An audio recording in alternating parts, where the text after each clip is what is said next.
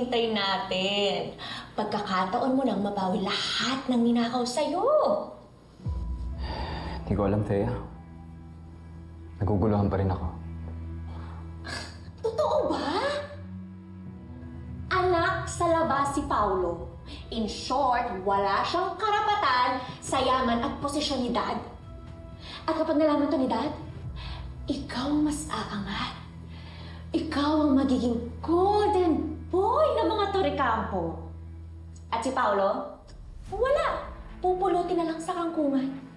Kahit saan ako pumunta, tinatanong ako, bakit nakalaya yung walang yan? At Dad, napatunayan na naman po na hindi siya ang may kasalanan eh. Inamin na ni Manang Yoli ang lahat. And you think that's enough? Pero kapatid ko pa rin si Paolo. Hindi natin pwede kalimutan na tumulong siya sa operasyon ni Ashley. Hindi natin pwedeng baliwalain yun. Ano ba? Huwag nga magpakatanga. Ginagawa lang naman nila yon para protektahan ang sarili nila. Para hindi sila mademanda sa paggamit nila kay Ashley.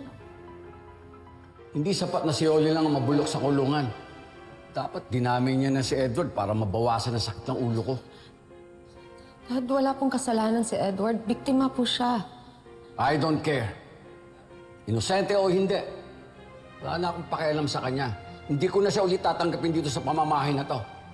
It's a disgrace to the Torrecampo name. Huwag mo nga sisihin si Paulo.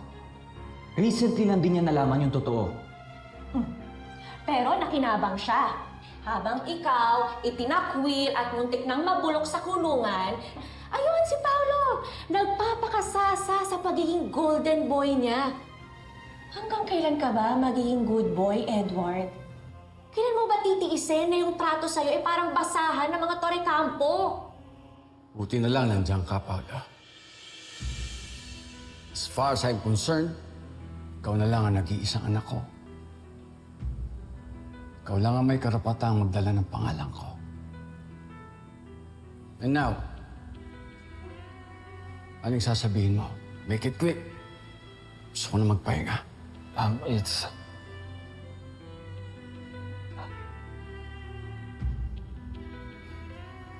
Edward, isipin mo naman yung pamilya natin.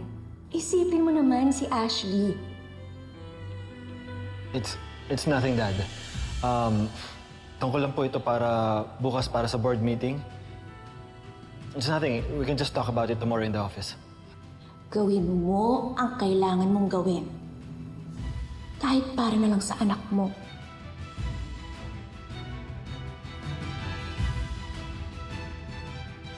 Okay.